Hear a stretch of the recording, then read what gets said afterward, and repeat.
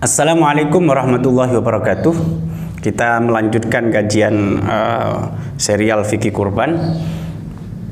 Teman-teman, kali ini pertanyaannya adalah apa sih hukum kurban itu? Nah, ulama berbeda pendapat karena memang hanya sedikit sekali persoalan di dalam hukum Islam itu yang disepakati oleh semua ulama. Sementara yang sekian banyak itu mesti diperdebatkan, termasuk tentang hukum kurban. Mengapa mereka berbeda pendapat? Nah, ini yang menarik menurut saya.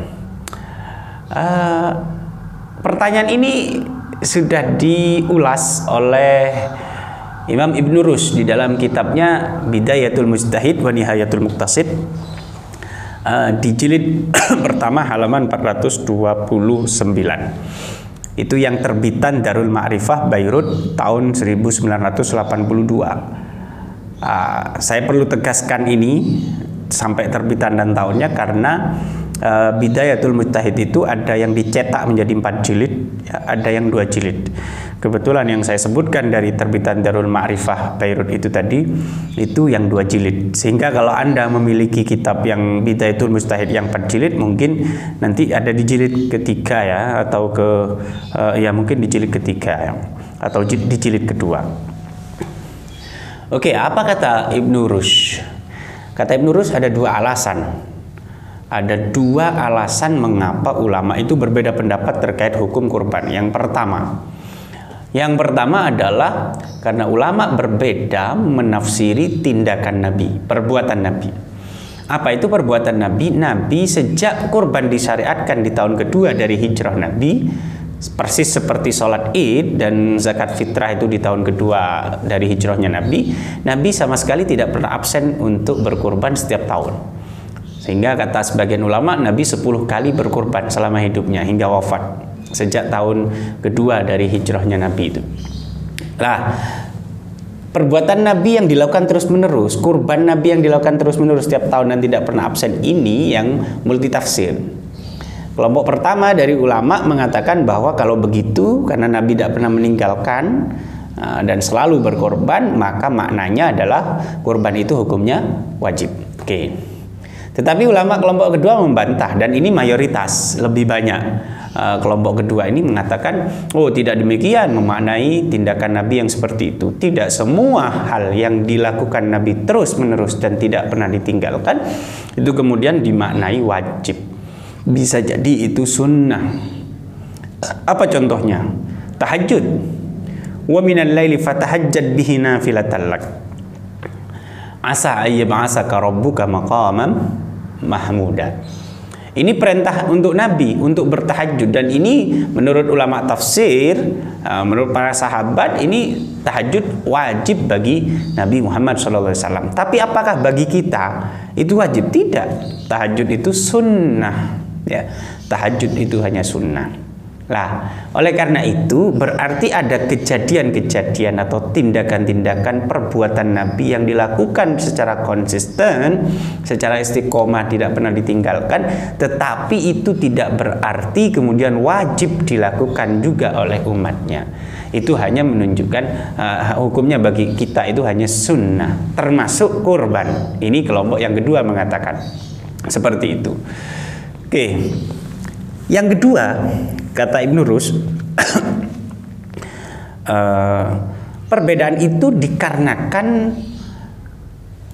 ulama berbeda dalam tafsiran hadis, dalam menafsiri hadis, dan dalam menilai kualitas hadis. Ya, oke, saya minum dulu. Saya ulang.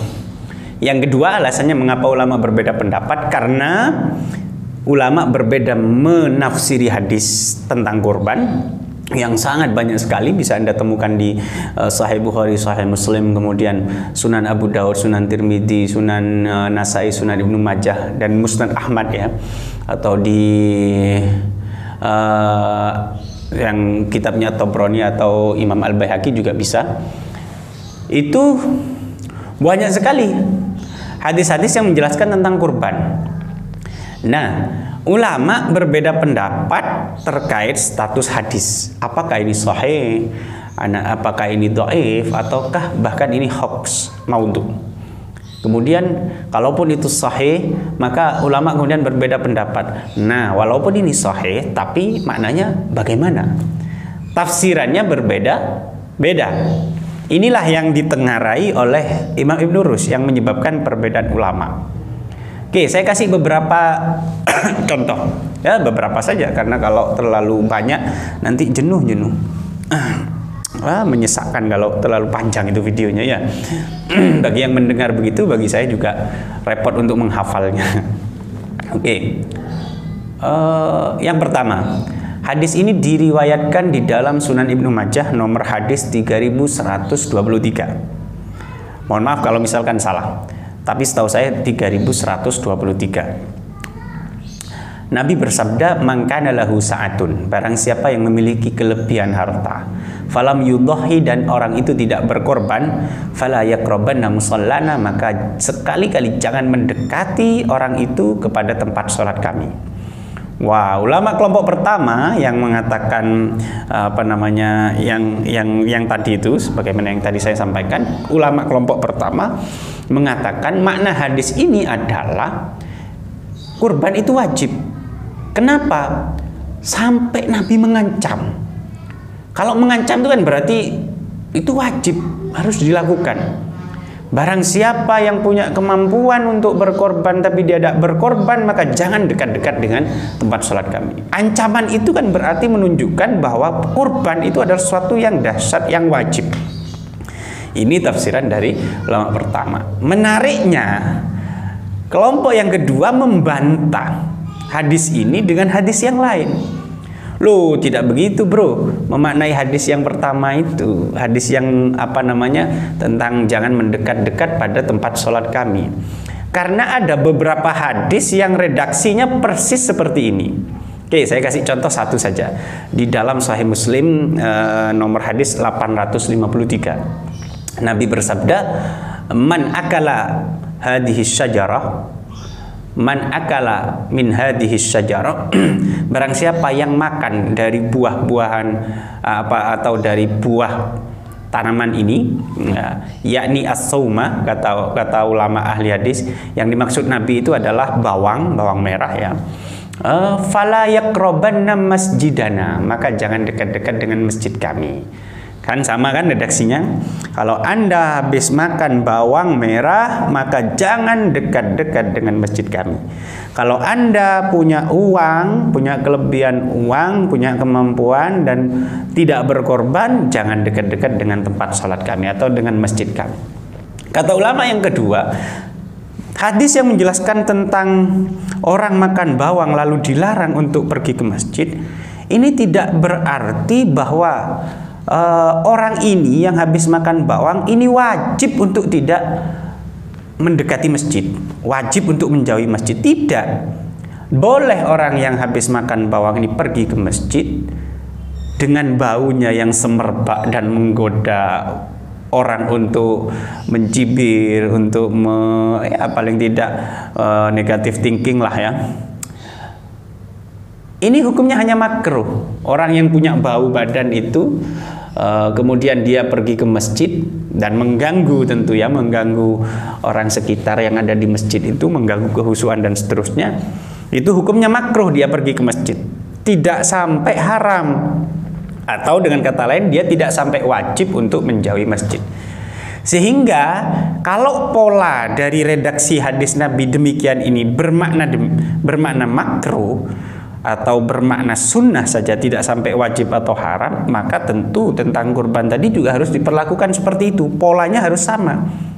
Artinya kurban itu kalau bagi orang yang mampu itu sunnah dan sangat dikuatkan, sangat dianjurkan. Nah, sangat dianjurkan. Itu yang hadis pertama. Oke, hadis yang kedua itu ada di Sahih Muslim, ada di Sahih Bukhari nomor hadis 5500. Diriwayatkan dari Jundab bin Sufyan al-Bajali. Jundab bin Sufyan al-Bajali ini bercerita waktu hari raya Idul Adha, kebetulan saya bersama dengan Rasul mau pergi berangkat ke masjid, ya, artinya mau melaksanakan sholat Id. Lah, Nabi itu melihat atau mendengar, ya, ada beberapa sahabat itu yang sudah menyembelih hewan kurban sebelum sholat Id dilaksanakan. Oke. Lalu setelah selesai sholat, singkat cerita, Nabi kemudian berbicara di hadapan sahabatnya, man dabaha qablas sholah, siapa yang tadi menyembelih hewan kurban sebelum melaksanakan sholat Id, ya, falyadbah makanaha ukhra, maka hendaklah dia menyembelih hewan lain, hewan lagi, untuk ganti daripada hewan yang disembelih sebelum sholat Id tadi. Oke, kelompok ulama yang pertama kemudian menafsiri hadis ini, kalau begitu karena disuruh untuk mengulangi, berarti maknanya kurban itu wajib, karena kalau tidak wajib tidak mungkin sama Nabi disuruh mengulangi. Oke, ini alasannya. Yang kedua, kelompok yang kedua, ulama mengatakan, loh, demikian bro maknanya hadis itu. Terus maknanya gimana? Maknanya adalah begini, kalau Anda sudah bertekad dan melakukan ibadah, entah itu wajib atau sunnah, ya, apalagi yang wajib, kalau Anda tidak memenuhi syarat rukunnya, tidak memenuhi aturannya, tidak sesuai teknis pelaksanaannya, maka Anda harus ulangi. Kalau Anda sholat duhur kemudian tidak sesuai syarat rukunnya, maka Anda harus ulangi. Kalau Anda sholat duha tidak sesuai rukun syarat rukunnya, Anda harus mengulangi. Loh, kok berani kalian itu memaknai begini? Loh, karena ada hadis begini, Nabi itu pernah menegur orang melakukan sholat sunnah. Di masjid itu, di Masjid Nabawi, ada orang sahabat yang mungkinan baru masuk Islam dan orang Badui kemungkinannya. Ini masuk ke masjid lalu dia sholat. Dia sholat sunnah lah, itu cepet banget, kilat, melebihi sholat tarawih yang kilat itu mungkin. Sehingga kemudian selesai sholat orang ini dipanggil sama Nabi, ta'al ke sini, sholli fa innaka lam tusolli, ulangi sholat kamu karena kamu belum sholat, atau karena sholatmu tidak sah. Lah, ini kan sholat sunnah sama Nabi. Ini sholat sunnah orangnya, tapi karena tidak memenuhi aturan, sama Nabi suruh ulangi. Kalau Anda sudah berniat untuk melakukan sesuatu, walaupun itu sunnah, maka lakukan dengan sempurna.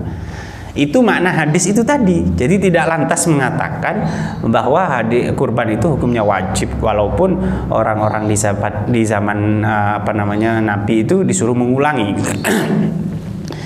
Itu. Sehingga kemudian dari dua hadis ini, dan nanti saya sebutkan dua hadis yang lain, ulama berbeda pendapat. Paling tidak ada dua pendapat, ada dua kubu, ya. Kubu yang pertama itu dipelopori oleh, atau yang menjadi ikonnya, ya, karena tidak Abu Hanifah, ya, yang mendahului, yang lebih dulu mengeluarkan pendapat ini. Kelompok pertama ini mengatakan wajib hukumnya kurban. Ini ikonnya atau pionirnya adalah Abu Hanifah. Walaupun generasi sebelum Abu Hanifah itu sudah ada beberapa yang mengatakan hukumnya wajib, dan generasi setelahnya juga ada. Abu Hanifah mengatakan wajib kurban bagi orang yang mampu dan tidak sedang melakukan perjalanan, tidak sedang musafir. Ini dengan dalil-dalil yang dua hadis tadi dan beberapa hadis yang lain. Lah, kelompok kedua atau kubu kedua mengatakan hukumnya kurban itu sunnah muakkad. Mengapa sunnah muakkad? Ya, karena tadi tafsiran atas hadis tadi, dan ada beberapa hadis lain yang mendukung dari tafsiran mereka. Menariknya, murid Imam Abu Hanifah sendiri, dua muridnya itu berbeda pendapat, berseberangan dengan Abu Hanifah. Jadi kelompok kedua ini mayoritas. Isinya siapa saja mereka? Abu Yusuf, murid Abu Hanifah atau sahib Abu Hanifah. Muhammad, murid Abu Hanifah.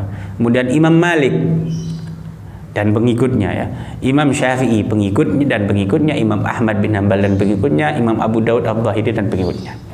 Sehingga banyak sekali ulama yang kemudian sepakat bahwa hukum berkorban itu hukumnya sunnah muakkad. Alasannya adalah tafsiran terhadap hadis tadi. Berikutnya, mereka juga mengungkapkan beberapa hadis, diantaranya 2 hadis yang akan saya sebutkan ini. Hadis ini disebutkan di dalam Sahih Muslim, nomor hadis 1977. Diriwayatkan oleh Ummu Salamah. Ummu Salamah adalah salah satu istri dari Nabi Muhammad SAW yang juga meriwayatkan hadis. Kalau tidak salah, dia jumlah yang diriwayatkan hadis itu di bawah Sayyidah Aisyah. Kalau Sayyidah Aisyah ribuan, ini ratusan. Ummu Salamah. Ummu Salamah meriwayatkan Nabi pernah bersabda, "Idza dakhalatil asyru." Kalau bulan Dzulhijjah itu sudah masuk bulan Dzulhijjah di 10 hari pertama. Jadi sudah tanggal 1 Dzulhijjah sampai tanggal 10. Wa arada ahadukum, dan salah satu di antara kalian ingin, arada hendak, mau atau ingin, berkeinginan ayyudhhiya untuk berkorban, fala yamassanna min sya'rihi wa basyarihi syai'a, maka jangan sentuh ya sedikit pun dari rambut dan kulitnya ya. Nanti saya jelaskan makna yang dari rambut dan kulitnya ini tadi. Poinnya adalah di sini ada kata-kata arada, yang ingin kurban, bukan yang wajib berkurban gitu. Makanya kemudian kelompok yang kedua yang mayoritas ini mengatakan, lah ini kan hadisnya arada, hanya ingin, berarti hukumnya ya tidak wajib, hanya sunnah, tapi sunnahnya muakkad karena Nabi melakukan terus-menerus. Oke. Nah, kemudian ini terkait, maka jangan sentuh sedikit pun dari kulit dan dan rambutnya. Dalam redaksi yang lain, dari rambut dan kuku-kukunya. Ini ulama berbeda pendapat lagi. Ada yang mengatakan ini yang tidak boleh disentuh itu adalah kulit atau kuku dan rambut dari hewan kurbannya. Jadi kalau sudah mulai tanggal 1 Dzulhijjah sampai 10 itu tidak boleh dipotong rambutnya, kukunya, tidak boleh disentuh, dibiarkan begitu gitu loh. Itu makna yang pertama yang ditawarkan oleh ulama. Tapi ada makna lain, bahwa yang tidak boleh memotong kuku dan rambutnya itu adalah orang yang berkurban itu kalau dia sudah masuk tanggal 1 Dzulhijjah sampai tanggal 10 itu tidak boleh potong kuku dirinya, tubuhnya sendiri, bukan tubuh hewannya. Tidak boleh memotong rambutnya. Jadi dia harus gondrong dan seterusnya ya. Itu makna, beda-beda lah tafsiran ulama itu ya. Oke. Hadis yang kedua yang disebutkan oleh ulama adalah hadis yang diriwayatkan oleh Al-Imam Ahmad Ibnu Hanbal di dalam musnadnya, nomor hadis 2081 ya, 2081. Apa hadisnya itu?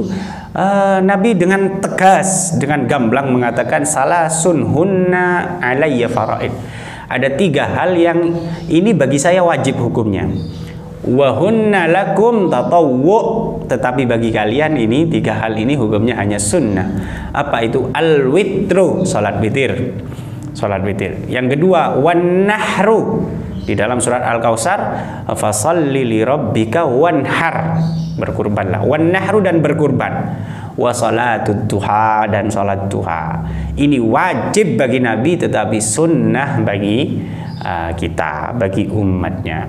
Oleh karena itu kemudian inilah yang menyebabkan perbedaan ulama, perbedaan pendapat ulama. Saya kira itu, saya harap ini bisa membantu teman-teman memahami logika ulama seperti apa sih terkait itu tadi, mengapa kurban itu hukumnya kok beda-beda menurut ulama. Wallahu a'lam bishawab. Wassalamualaikum warahmatullahi wabarakatuh.